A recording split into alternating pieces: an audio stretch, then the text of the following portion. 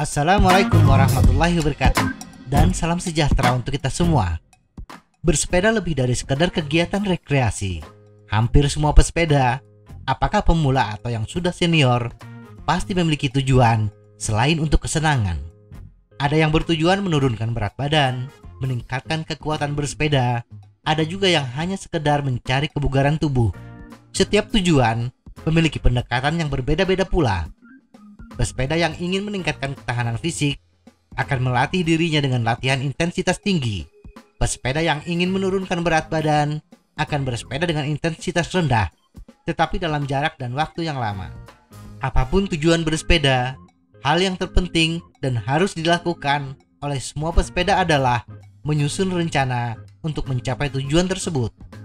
Dalam merencanakan bersepeda untuk kebugaran, hal terpenting adalah berapa jarak yang harus ditempuh atau berapa lama kita harus bersepeda.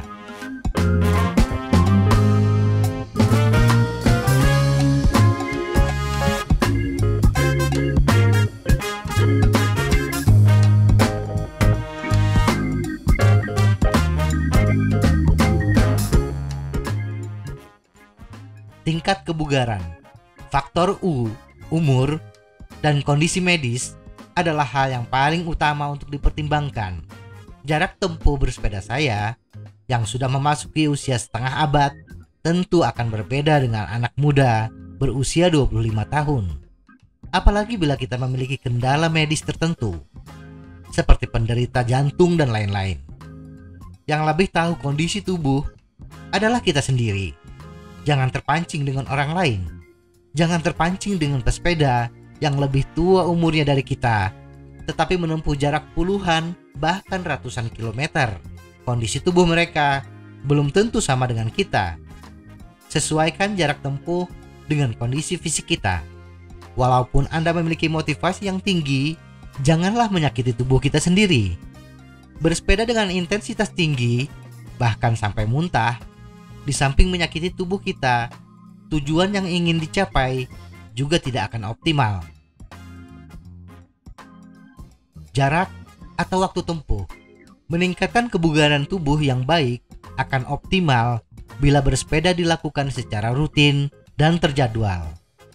WHO menyarankan untuk kebugaran tubuh setidaknya bersepeda dengan intensitas sedang selama 150 menit per minggu atau 75 menit per minggu bila bersepeda dengan intensitas tinggi. Menjajal durasi bersepeda 2,5 jam di akhir pekan bukan langkah yang bijak. Betul, target waktu tercapai, tetapi 6 hari lainnya tidak melakukan olahraga tidak akan menghasilkan kebugaran yang optimal. Muncul satu pertanyaan, apakah jarak atau waktu tempuh yang menjadi pegangan kita? Anjuran durasi bersepeda yang disarankan WHO berkaitan dengan intensitas bersepeda. Apa batasan antara intensitas tinggi dengan intensitas sedang? Batasannya adalah ambang laktat, yang akan kita bicarakan lebih mendetail pada video berikutnya. Bersepeda dengan intensitas sedang adalah bila kita bersepeda di zona 2 dan 3 atau 90% ke bawah dari FTP, Functional Threshold Power kita. Sedangkan intensitas tinggi adalah bersepeda di atas zona 3 atau 90% ke atas dari FTP yang kita miliki. Power erat kaitannya dengan kecepatan, dan kecepatan berkaitan dengan jarak dan waktu tempuh. Bila kita asumsikan bersepeda dengan intensitas rendah adalah 75% dari FTP awal zona 3 dan bersepeda dengan intensitas tinggi adalah 90% dari FTP awal zona 4, maka kita bisa mengetahui berapa kecepatan maksimal yang dibutuhkan pesepeda untuk masing-masing intensitas bersepeda. Misalnya pesepeda yang memiliki FTP 100 watt dengan berat total 82 kg dengan ban cleanser, bila bersepeda di jalan yang datar, kecepatan tertinggi untuk intensitas sedang 75 watt adalah 20,54 km per jam. Kecepatan tertinggi untuk intensitas tinggi 90 watt adalah 22,17 km per jam. Bila WHO hanya mengungkapkan durasi bersepeda, maka kita bisa mengetahui berapa jarak tempuh maksimal untuk masing-masing intensitas bersepeda. Jadi jarak tempuh maksimal untuk intensitas sedang 150 menit per minggu adalah 51,35 km dalam satu minggu. Dan untuk intensitas tinggi 75 menit per minggu, jarak yang harus ditempuh dalam satu minggu adalah 27,71 km. Manajemen waktu. Tetapi bersepeda setiap hari, apakah bagus? Atau mungkinkah kita memiliki waktu di antara kesibukan kita? Bersepeda setiap hari memang tidak bagus, karena tubuh juga membutuhkan istirahat. Untuk itu, atur dalam seminggu, setidaknya sehari untuk istirahat, tergantung tingkat kesibukan kita. Mencari waktu untuk bersepeda di antara kesibukan kita sebenarnya tidak masalah, karena waktu yang diluangkan untuk bersepeda bergantung kepada bagaimana kita merencanakannya. Bersepeda selama 15-30 menit di hari kerja tidak terlalu menyita waktu.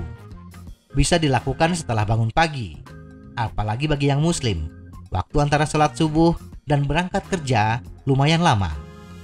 Untuk contoh pengaturan waktu bersepeda, kita hanya membahas bersepeda dengan intensitas sedang saja. Bila kita bersepeda dengan intensitas sedang di akhir pekan selama 90 menit atau 60% dari target waktu, maka kita harus mencari rute yang memiliki jarak kurang lebih 31 km pulang pergi atau kurang lebih 15,5 km sekali jalan. Rute ini bagi saya adalah bila bersepeda dari rumah Jiwastra Bandung ke Dago Bawah pulang pergi. Dan sisanya 60 menit, 40% dari target waktu bisa dibagi menjadi 4 kali bersepeda dengan durasi 15 menit dan jarak tempuh kurang lebih 5 km setiap kali bersepeda. Jarak 5 km pulang pergi ini relatif dekat, bisa diselesaikan hanya dengan 2-3 kali keliling kompleks. Bila 4 kali bersepeda di luar akhir pekan terasa berat, kita bisa meningkatkan durasi perjalanan menjadi 30 menit, sehingga hanya membutuhkan 2 kali bersepeda di hari kerja. Durasi 30 menit tersebut membutuhkan 2 kali jarak sebelumnya, sehingga jarak tempuh yang harus kita lalui adalah 10 km pulang pergi. Untuk saya, rute ini bisa diselesaikan dengan bersepeda dari rumah ke GBLA pulang pergi. Dan harus diingat, rute tadi hanya untuk jalan datar. Bersepeda di tanjakan, seperti rute Dago Atas, kadang-kadang sudah masuk bersepeda dengan intensitas tinggi bagi sebagian pesepeda. Semoga informasi ini bermanfaat. Tetap sehat, salam goes.